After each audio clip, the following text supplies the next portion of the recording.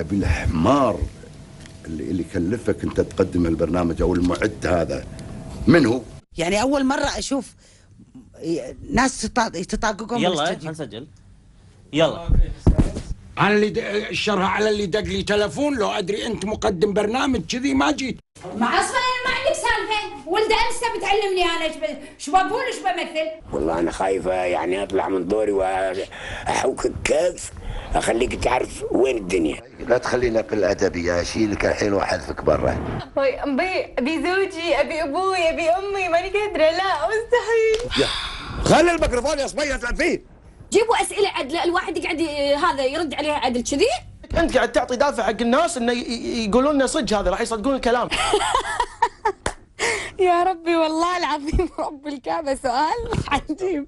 سؤال ذيبي يا اخي، بيسوي دمه خفيف بالغصب. انت ترى تدري انت الحين اللقاء نلزم مو حلوه ليان ايش دام الناس. اعزائي المشاهدين مساء الخير واهلا ومرحبا فيكم في حلقه جديده من برنامجكم منوع صادو. ضيفة حلقتنا الليله هي الفنانه الشابه مرام، واللي كانت ردة فعلها عجيبه. تدرون شلون؟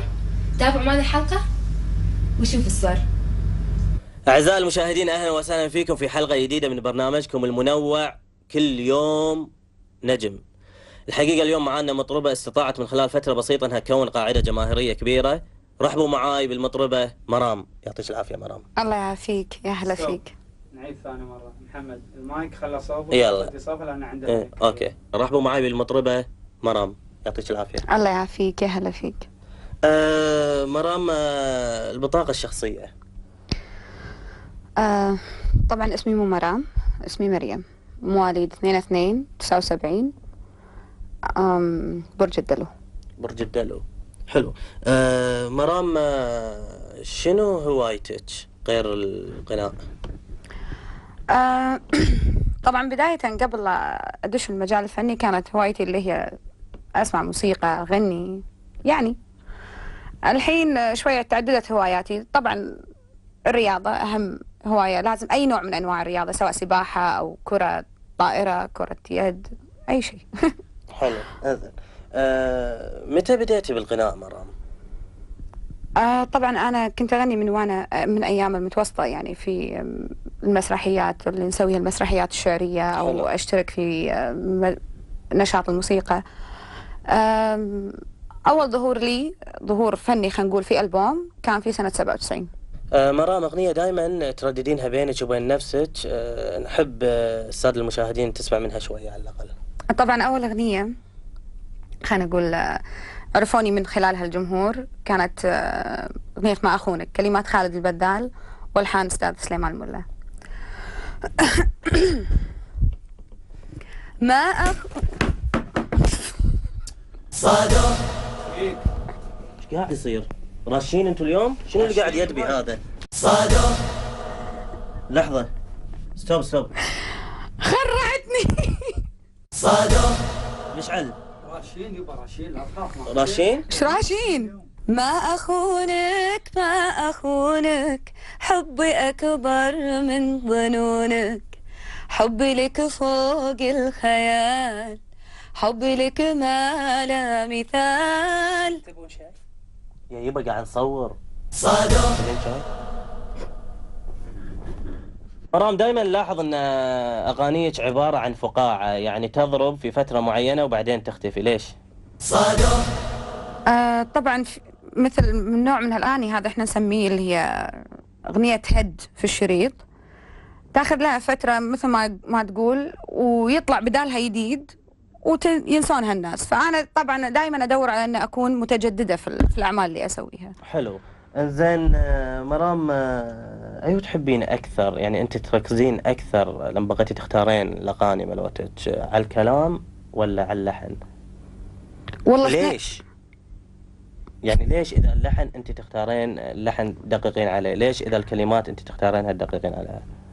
هم اثنيناتهم مهمين يعني إذا كان الكلام حلو واللحن مو حلو أكيد الأغنية ما راح تطلع بالمستوى المطلوب. اثنيناتهم يعني ضلعين مهمين يعني في الأغنية. لحظة بس معلش. هلا حسام، هلا. قلت مرام ان انت تدققين على الكلمات مثل ما تدققين على اللحن. اكيد. واثنيناتهم ضلعين مهمين. توزيع شخباره؟ من نفس الشيء هم. احنا طبعا في ناس لحظة الشارة هذه مكانها انا اي منو حاطها هني؟ ليش حاطينها كذي؟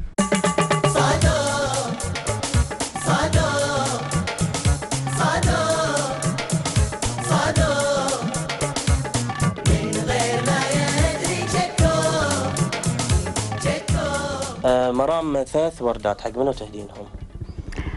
الأولى حق أمي. حلو.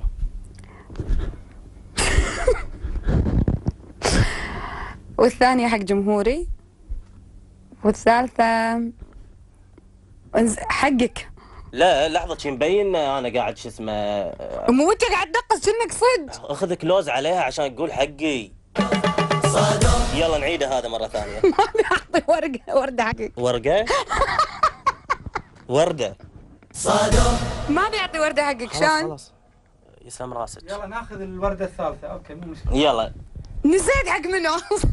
انت نحيسة بعد اعطيني اياها. في اغنية تكرهينها واغنية ندمتي عليها واغنية تفاجأتي فيها، شنو هما؟ الحين انت قاعد تسألني يعني عن الأغنية اللي كرهتها والأغنية اللي ندمت عليها والأغنية اللي تفاجأتي فيها، يعني انت ما كنت متوقع انها راح تضرب وضربت.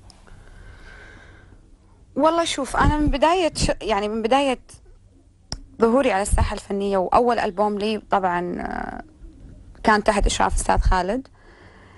في كل عمل بتظلون تلفتون وايد يعني؟ والله أخوي محمد أنا في كل ألبوم كل أغنية أدرسها خطوة بخطوة يعني من ناحية اللحن والكلام، فما في ولا أغنية كرهتها ولا أغنية ندمت عليها ولا أغنية شنو؟ يعني ولا أغنية كرهتيها ولا أغنية ندمتي عليها، أغنية تفاجأتي فيها. شنو؟ توهقت بالسؤال. شنو طموحك؟ والله يعني أنا مثلا طموحي مثل البحر، لما أوقف عند البحر أطالع ما لا نهاية البحر، هذا طموحي. أكيد. أنت شنو طموحك؟ أكيد. نروح حق سؤال ثاني. لا لحظة محمد أنت قاصدها فيني ولا؟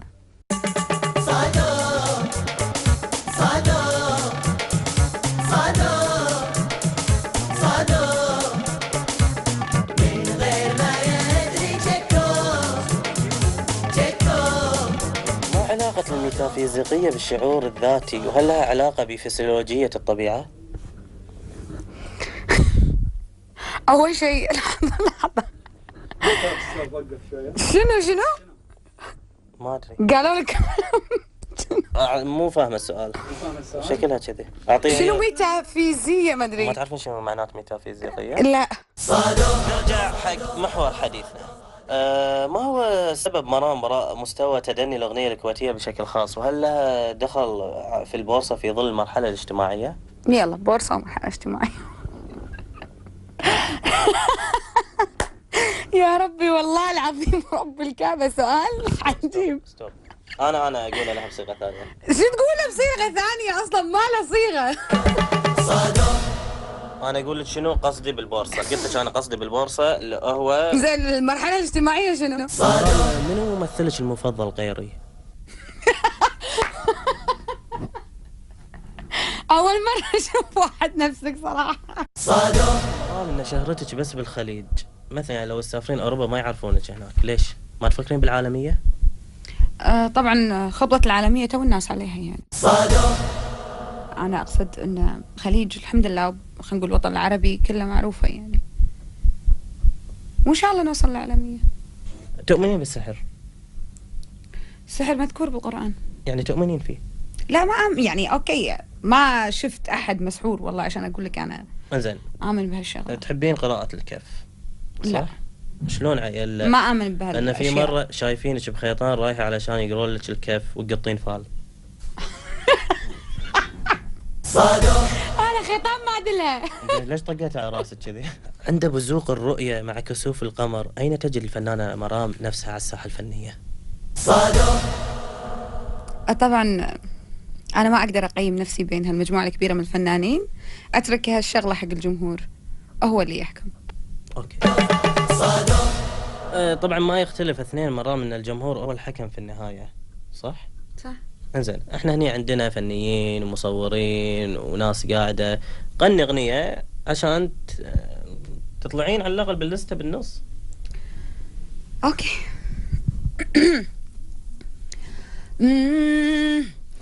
يا عيني يا احلى عيون، شوفي جمال الكون، شوفي الهوى يذبح، يجرح ولا يدري، يجرح ولا يدري، علم وعلم وما مشعل مشعل صادق صادق صادق من غير ما يدري شكو.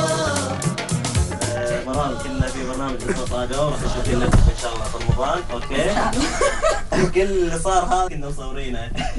والله كان حاس قلبي في شيء غلط، في شيء غلط. اوكي ايش معنى انا؟ لا احنا مسوين ويا وايد فنانين مرام في النهاية شلون تحبين تقولين كلمة حلوة؟ طبعا دائما بينعرض في رمضان، كل عام وانتم بخير. ما ادري ايش اقول، والله خاني التعبير الحين طبعا لانه مصدومه. وبس كل عام وانتم بخير، ان شاء الله في نزول البومي ان شاء الله في شهر 2، ان شاء الله اكون عند حسن ظنكم ان شاء الله. سلام لم. سلام لم. سلام لم. شكرا للفنانة الشابة مرام. لا تنسون تابعونا في الحلقة القادمة. سلام لم. الغرب يصنع طائرات وصواريخ، والشرق الأوسط ضاع نفطه بلاشي. حطوا لهم في صفحة العلم تاريخ، وحنا ماضينا نعيد النقاشي. تصدق تحسسني شنو؟ ان كأنك مذيع مخضرم صار لك 100 سنة، زين؟ وانا ما صدقت. لا حشا. جيت اشتغل معاك. انا ريال مريض، توني طالع من المستشفى. سلامتك. ما فيني شدة تعافر وهذا. احنا فنانين حلو، وعيب اللي سويته ويانا. اوكي انزين، المفروض ان تحترمنا. اوكي انزين، واي شيء عند الاخ. لا تعطيني ومو شغلك وذل في عين وجهي، زين؟ ترى خلاص وصلت معاك. نعم، احترمي نفسك عاد. لا. حط عنك احتراما لمحمد عاد. انت يا تسال اسئله محترمه يا خلاص، هذا اللقاء انا ما ابي ولا انا مجبور عليه. الظاهر الاغنيه اللي غنيتها عجبت المراس هذه. تفضل نكمل ونمشي احسن، الله يخليك. ترى والله العظيم اسكك والمايك خلاص. داش علينا شراع ولا ويدافع. انا حاكيتك اخوي، ولا الناس مو عاجبينك يعني. لو سمحت. لا مش هقعد مش كل شوية يرد على الموبايل هو. اخوش؟ ايه بس واويلا. يلا يلا.